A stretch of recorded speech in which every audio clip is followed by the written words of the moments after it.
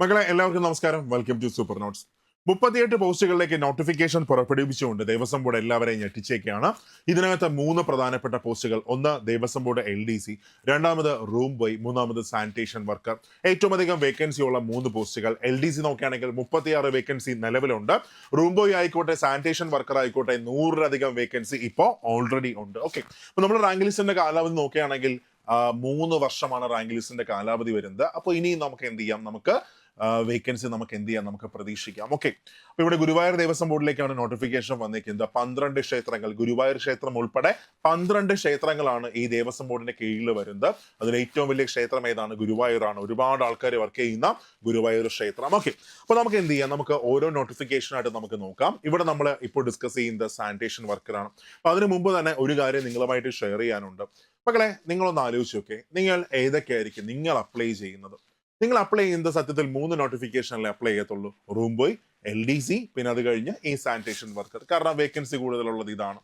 ഇത് തന്നെയല്ലടാ എല്ലാവരും ചിന്തിക്കുന്നത്. എല്ലാവരും എന്ത് ചെയ്യും? വേക്കൻസി കൂടിയ പോസ്റ്റുകൾ മാത്രമേ അപ്ലൈ ചെയ്യത്തുള്ളൂ. അപ്പോൾ വേക്കൻസി കുറഞ്ഞ പോസ്റ്റുകൾ നോക്കുകയാണെങ്കിൽ അവിടെ കോമ്പറ്റീഷൻ എങ്ങനെയായിരിക്കും? കുറവായിരിക്കും. അപ്പോൾ ഈ ഒരു അബദ്ധം നിങ്ങൾ കാണിക്കരുത്. എനിക്കറിയാം ആപ്ലിക്കേഷൻ ഫീ ഉണ്ട്. LDC ആണെങ്കിൽ 500 രൂപയാണ് ആപ്ലിക്കേഷൻ ഫീ വരുന്നത്. റൂം ബോയ്, സാനിറ്റേഷൻ വർക്കറൊക്കെ 300 രൂപയാണ് ആപ്ലിക്കേഷൻ ഫീ വരുന്നത്. ബാക്കിയെല്ലാം അതുപോലെയാണ്. പക്ഷേ നിങ്ങൾ അപ്ലൈ ചെയ്യുമ്പോൾ നിങ്ങൾക്ക് അത് അപ്ലൈ ചെയ്യാനുള്ള ക്വാളിഫിക്കേഷൻ ഉണ്ടെങ്കിൽ ഒന്നും നോക്കരുത്. പറ്റുകയാണെങ്കിൽ എന്ത് ചെയ്യുക, ഒന്ന് അപ്ലൈ ചെയ്തേക്കാം.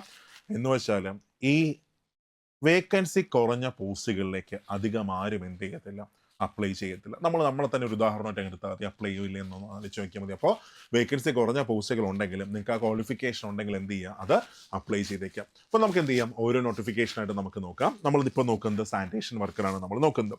അപ്പോൾ ഫസ്റ്റ് തന്നെ ഞാൻ പറയാം, എന്താണ് സാനിറ്റേഷൻ വർക്കറുടെ പ്രത്യേകത, എന്താണ് ജോലിയുടെ സ്വഭാവം.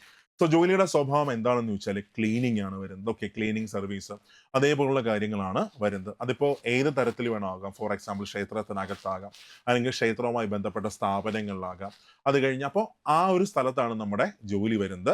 ക്ലീനിങ് ആണ് ജോലിയുടെ സ്വഭാവമായിട്ട് വരുന്നത്. ഓക്കെ, ഫോർ എക്സാമ്പിൾ ഒരുപാട് തരങ്ങളിൽ എന്ത് ചെയ്യാം, ഒരുപാട് തലങ്ങളിൽ എന്ത് ചെയ്യാം ഇത് ജോലിക്ക്. ഫോർ എക്സാമ്പിൾ ക്ഷേത്രത്തിനകത്ത് അവിടെ വിളക്കാകാം, അതേ കണക്ക് തന്നെ നമ്മളെ വിളക്ക് കത്തിക്കുന്ന സാധനങ്ങളൊക്കെ ഉണ്ടല്ലോ, അതൊക്കെ ആവാം. അങ്ങനെ എങ്ങനെ വേണം നമുക്ക് എന്ത് ചെയ്യാം, നമുക്ക് നിർവചിക്കാൻ പറ്റും. ഓക്കെ, അപ്പോൾ ഇവിടെ നോക്കുക, കാറ്റഗറി നമ്പർ എത്രയാണ്? Category number 003/2025. Category number 3/2025. ഇവിടെ നോക്കിയിടാം, സാനിറ്റേഷൻ വർക്കർ ആയുർവേദ, ഗുരുവായൂർ ദേവസ്വം ബോർഡിന്റെ കീഴിലാണ് വരുന്നത്. 12 ക്ഷേത്രങ്ങളാണ് ഗുരുവായൂർ ദേവസ്വം ബോർഡിന്റെ കീഴിനകത്ത് വരുന്നത്. ഓക്കെ, അപ്പോൾ ഇവിടെ സാലറി സ്കെയിൽ എത്രയാണ്? 23,000 മുതൽ 50,200 വരെയാണ് സാലറി സ്കെയിൽ വരുന്നത്. ഓക്കെ, അത് കഴിഞ്ഞ് ക്വാളിഫിക്കേഷൻ വന്നിട്ട് 7th ക്ലാസ് പാസ് ആണ് ക്വാളിഫിക്കേഷൻ. നിങ്ങൾ 7ാം ക്ലാസ് പാസ് ആവുമ്പോൾ നിങ്ങൾക്ക് അപ്ലൈ ചെയ്യാനായിട്ട് പറ്റും. ഓക്കെ, അവിടെ ആ ഒരു കാര്യം എന്ത് ചെയ്യുക, ഒന്ന് മനസ്സിലാക്കി വെച്ചേക്കുക. ഹയർ ക്വാളിഫിക്കേഷൻ ഒന്നും തന്നെ ഒരു തടസ്സമല്ല. ഡിഗ്രി ഉണ്ടെങ്കിലൊക്കെ എന്ത് ചെയ്യാൻ പറ്റും, അപ്ലൈ ചെയ്യാനായിട്ട് പറ്റും. ഇവിടെ നിലവിൽ എത്ര വേക്കൻസി ഉണ്ട്? 116 വേക്കൻസിയാണ് ആകെ ഉള്ളത്. ആകെ 116 വേക്കൻസി. ഓക്കെ, അപ്ലൈ ചെയ്യാനുള്ള ലാസ്റ്റ് ഡേറ്റ് നോക്കി. അപ്ലൈ ചെയ്യാനുള്ള ലാസ്റ്റ് ഡേറ്റ് എന്നാണ്? 28/4/2025 ആണ് അപ്ലൈ ചെയ്യാനുള്ള ലാസ്റ്റ് ഡേറ്റ്. അതായത് ഈ മാസം April 28. അപ്പോൾ നമ്മുടെ ചാനലിൽ ഒരു വീഡിയോ വരുന്നുണ്ട്, എങ്ങനെയാണ് അപ്ലൈ ചെയ്യേണ്ടത്, അങ്ങനെയൊക്കെ ഒരു വീഡിയോ വരുന്നുണ്ട്. അപ്പോൾ അതൊക്കെ നോക്കിയതിന് ശേഷം മാത്രം എന്ത് ചെയ്യുമെന്ന് ആപ്ലിക്കേഷൻ സ്റ്റാർട്ട് ചെയ്യും. നിങ്ങൾ ഇതിന് മുമ്പ് പ്രൊഫൈൽ ക്രിയേറ്റ് ചെയ്തിട്ടുണ്ടെങ്കിൽ ആ പ്രൊഫൈൽ തന്നെ മതിയാകും. പക്ഷേ ഇപ്പോൾ വെബ്സൈറ്റ് കറക്റ്റ് ആയിട്ടുള്ള യൂസർ നെയിം പാസ്വേഡും കൊടുത്താൽ പോലും എന്ത് ചെയ്യുന്നില്ല, കയറി പോകുന്നില്ല. എനിക്ക് തോന്നുന്നു 2 ദിവസത്തിനകം അത് ശരിയാകുമെന്നാണ് എൻ്റെ വിശ്വാസം. ഓക്കെ, അപ്പോൾ അപ്ലൈ ചെയ്യാനുള്ള ലാസ്റ്റ് ഡേറ്റ് 28/4/2025. ഇപ്പോൾ വെബ്സൈറ്റ് നല്ല തിരക്കാണ്, നല്ല ബിസിയാണ്. അപ്പോൾ 2 ദിവസം കഴിഞ്ഞ് സമാധാനത്തോടെ എന്ത് ചെയ്യുക, നിങ്ങൾ അപ്ലൈ ചെയ്തേക്കാം. അത് കഴിഞ്ഞ് നെക്സ്റ്റ് വൺ, ഇവിടെ ഏജ് ലിമിറ്റ് എങ്ങനെയാണ് വരുന്നത്? നമുക്ക് എന്ത് ചെയ്യാം, ഏജ് ലിമിറ്റ് നമുക്ക് നോക്കാം. സോ ഏജ് ലിമിറ്റ് വരുന്നത് ജനറൽ കാറ്റഗറി ആണെങ്കിൽ 18 വയസ്സ് മുതൽ 36 വയസ്സ് വരെയാണ് ഏജ് ലിമിറ്റ് വരുന്നത്. എന്ന് വെച്ചാൽ നോക്കി, ഞാൻ ഡേറ്റ് ഓഫ് ബർത്ത് പറഞ്ഞുതരാം. നിങ്ങൾ ജനറൽ കാറ്റഗറി ആണെങ്കിൽ, അൺറിസർവ്ഡ് കാറ്റഗറി ആണെങ്കിൽ നോക്കിയടാ, 2/1/1989 മുതൽ 1/1/2007, ഓക്കെ സോറി 1/1/2007 ഇടയ്ക്ക് ജനിച്ചവരാണെങ്കിൽ എന്ത് ചെയ്യാൻ പറ്റും, അപ്ലൈ ചെയ്യാനായിട്ട് പറ്റും, ജനറൽ ആണെങ്കിൽ. അത് കഴിഞ്ഞ് നിങ്ങൾ OBC ആണെങ്കിൽ 2/1 1986 ശേഷം ജനിച്ചവർക്ക് എന്ത് ചെയ്യാൻ പറ്റും? അപ്ലൈ ചെയ്യാനായിട്ട് പറ്റും. അതേപോലെ SC/ST ആണെങ്കിൽ 2/1/1984 ശേഷം ജനിച്ചവർക്ക് എന്ത് ചെയ്യാൻ പറ്റും? അപ്ലൈ ചെയ്യാനായിട്ട് പറ്റും. അതായത് PSCയുടെ ഏജ് റിലാക്സേഷൻ എങ്ങനെയാണോ വരുന്നത് അതുപോലെ തന്നെയാണ്. ജനറൽ കാറ്റഗറി ആണെങ്കിൽ 36 വയസ്സാണ്, OBC ആണെങ്കിൽ 39 വയസ്സാണ്, SC/ST ആണെങ്കിൽ 41 വയസ്സാണ് ഏജ് ലിമിറ്റ് വരുന്നത്. ഓക്കെ, പിന്നെ പ്രൊമോഷൻ ചാൻസ് ഒക്കെ എങ്ങനെയാണെന്ന് ചോദിച്ചാൽ നോർമലി ഒരു 7-8 വർഷമൊക്കെ ആകുമ്പോഴാണ് എന്ത് കിട്ടുന്നത്? പ്രൊമോഷൻ കിട്ടുന്നത്. അല്ലാതെ നമുക്ക് എന്ത് ചെയ്യാം? നമുക്ക് ടെസ്റ്റ് എഴുതി നമുക്ക് മുകളിലേക്ക് നമുക്ക് എന്ത് ചെയ്യാം? നമുക്ക് പോവാം. ഓക്കെ, അപ്പൊ എന്റെ ഉദ്ദേശം ശരിയാണെങ്കിൽ ഇതിന് മുമ്പ് ഇങ്ങനെ ഒരു പോസ്റ്റിലേക്ക് നോട്ടിഫിക്കേഷൻ എന്ത് ചെയ്തിട്ടില്ല, വന്നിട്ടില്ല എന്നാണ് എൻ്റെ വിശ്വാസം. ഈ അടുത്ത കാലത്തൊന്നും തന്നെ എന്ത് ചെയ്തിട്ടില്ല, വന്നിട്ടില്ല. ഓക്കെ, ഇനി അടുത്ത ആപ്ലിക്കേഷൻ ഫീ വരുന്നത് 300 രൂപയാണ്. ആപ്ലിക്കേഷൻ ഫീ വരുന്നത്. അപ്പോൾ ഇവിടെ വനിതകൾക്ക് അപ്ലൈ ചെയ്യാൻ പറ്റത്തില്ല, അങ്ങനെയൊന്നും എന്ത് ചെയ്തിട്ടില്ല, പറഞ്ഞിട്ടില്ല. സോ ആപ്ലിക്കേഷൻ ഫീ വരുന്നത് 300 രൂപയാണ്. SC ആണെങ്കിൽ 150 രൂപയാണ് ആപ്ലിക്കേഷൻ ഫീ വരുന്നത്. ST ആണെങ്കിൽ 150 രൂപയാണ്. ഇനി EWS ആണെങ്കിലോ OBC ആണെങ്കിലോ ആപ്ലിക്കേഷൻ ഫീ വരുന്നത് 300 രൂപയാണ് ആപ്ലിക്കേഷൻ ഫീ വരുന്നത്. ചുരുക്കി പറഞ്ഞാൽ നിങ്ങൾ മെയിൽ ആണെങ്കിലും ഫീമെയിൽ ആണെങ്കിലും ജനറൽ കാറ്റഗറി ആണെങ്കിലോ OBC ആണെങ്കിലോ EWS ആണെങ്കിലോ 300 രൂപ ആപ്ലിക്കേഷൻ ഫീ വരുന്നുണ്ട്. SC/ST ആണെങ്കിൽ ആപ്ലിക്കേഷൻ ഫീ എത്രയാണ്? 150 രൂപയാണ് ആപ്ലിക്കേഷൻ ഫീ വരുന്നത്. ഓക്കെ, നെക്സ്റ്റ് വൺ, അടുത്ത് ഇവിടെ ബാക്കി അതിനുശേഷം അവിടെ ജോലി ചെയ്യുന്ന ആൾക്കാരുടെ കേസാണ് പറയുന്നത്. പിന്നെ അത് കഴിഞ്ഞാൽ നെക്സ്റ്റ് വൺ മക്കളെ താഴേക്ക് വരുമ്പോൾ ഇവിടെ EWSന്റെ കേസാണ് കേട്ടോ പറയുന്നത്. അതായത് EWS സർട്ടിഫിക്കറ്റ് കിട്ടാൻ അർഹരായവർ ആരൊക്കെയാണ്, അല്ലാതെ ഇനി സർക്കാർ ജോലി കുടുംബത്തിലുണ്ടെങ്കിൽ അവർക്ക് അപ്ലൈ ചെയ്യാൻ പറ്റത്തില്ല, അങ്ങനെയല്ല ഇത് ഉദ്ദേശിക്കുന്നത്. EWSന്റെ കാര്യങ്ങളാണ് എന്ത് ചെയ്യുന്നത് താഴെ പറയുന്നത്. ഫോർ എക്സാമ്പിൾ, നമ്മുടെ കുടുംബത്തിൽ ഒരു സർക്കാർ ഉദ്യോഗസ്ഥർ ഉണ്ടെങ്കിൽ എന്ത് കിട്ടത്തില്ല, വീട്ടിലൊരാളുണ്ടെങ്കിൽ നമുക്ക് EWS നമുക്ക് കിട്ടത്തില്ല. അപ്പോൾ അതുപോലെ തന്നെ നമ്മൾ ഇൻകം ടാക്സ് അടയ്ക്കുന്നവരാണെങ്കിൽ എന്ത് ചെയ്യത്തില്ല, EWS കിട്ടത്തില്ല. അതിന്റെ കാര്യങ്ങളാണ് എന്ത് ചെയ്യുന്നത് പറയുന്നത്.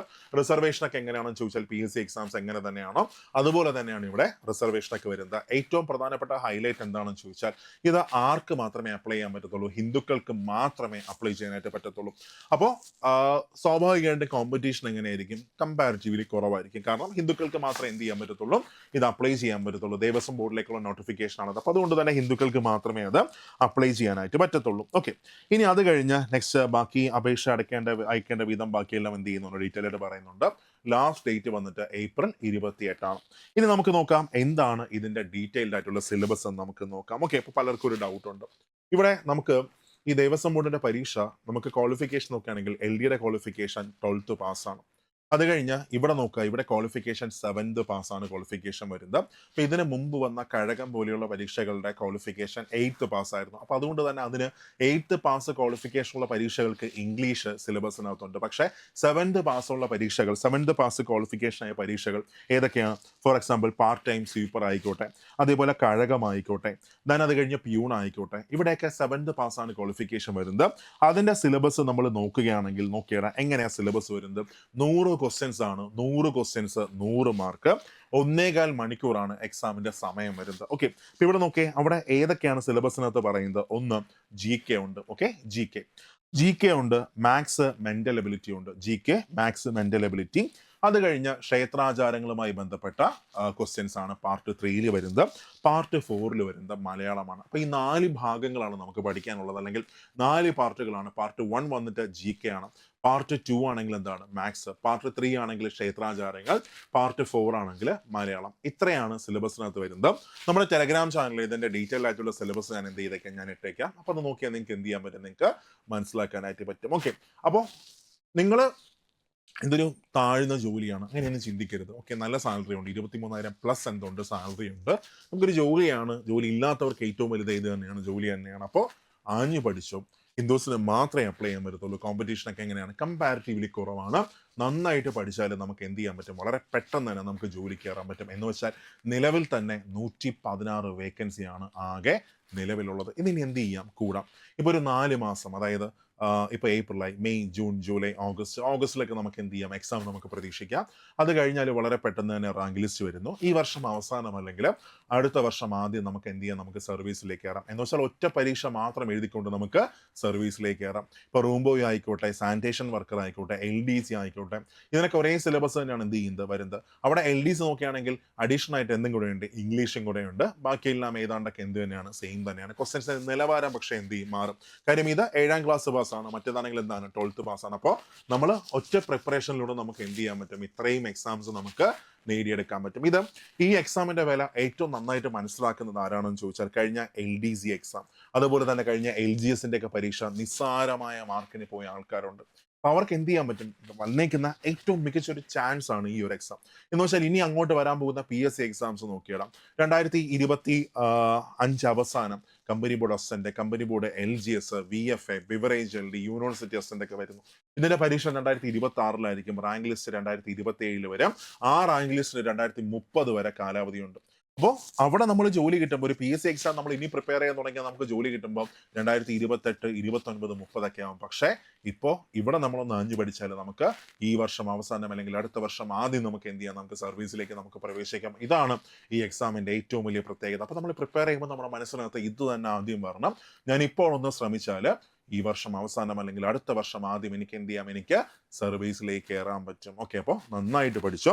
അപ്പോൾ നമ്മൾ ഇതിൻ്റെ ഒരു ബാച്ച് നമ്മൾ സ്റ്റാർട്ട് ചെയ്യുന്നുണ്ട്, സൂപ്പർ നോട്ട്സ്. അവിടെ നിങ്ങൾക്ക് ഉറപ്പിക്കാം ഏറ്റവും നല്ല ക്ലാസ്സസ് ആയിരിക്കും, ഏറ്റവും നല്ല മെറ്റീരിയൽസ് ആയിരിക്കും, ഏറ്റവും നല്ല ക്വസ്റ്റ്യൻസ് ആയിരിക്കും, എല്ലാം എന്തായിരിക്കും, സൂപ്പർബായിരിക്കും. പിന്നെ ഒരു വലിയൊരു ടീം നിങ്ങളുടെ കൂടെയുണ്ട്, നിങ്ങളുടെ എഫേർട്ട് കുറയ്ക്കാനായിട്ടും നിങ്ങളുടെ അധ്വാനം കുറയ്ക്കാനായിട്ട് നിങ്ങൾക്ക് ഏറ്റവും നല്ലൊരു മെറ്റീരിയൽ തന്നുകൊണ്ട് ഒരു നല്ലൊരു ടീം നിങ്ങളുടെ കൂടെയുണ്ട്. അപ്പോൾ ബാച്ചിൽ ജോയിൻ ചെയ്യാൻ താല്പര്യം ഉണ്ടെങ്കിൽ എന്ത് ചെയ്യാം, ജോയിൻ ചെയ്യാം. നിങ്ങൾക്ക് എന്തെങ്കിലും ഡൗട്ട്സ് ഉണ്ടെങ്കിൽ ഞാനൊരു നമ്പർ തരാം. ഇതാണ് നമ്മുടെ സൂപ്പർ നോട്ട്സിന്റെ നമ്പർ വരുന്നത്, വിളിച്ചാൽ മതി. അവരെന്ത് ചെയ്യും, ഡീറ്റെയിൽ ആയിട്ടെല്ലാം നിങ്ങൾക്ക് പറഞ്ഞു തരും. ഓക്കെ, 8281223366. ഓക്കെ, ഈ നമ്പറിൽ നിങ്ങൾക്ക് എന്ത് ചെയ്യാം, നിങ്ങൾക്ക് കോൺടാക്ട് ചെയ്യാം. സോ നന്നായിട്ട് പ്രിപ്പയർ ചെയ്തോ, നമുക്ക് ക്ലാസ്സിൽ കാണാം.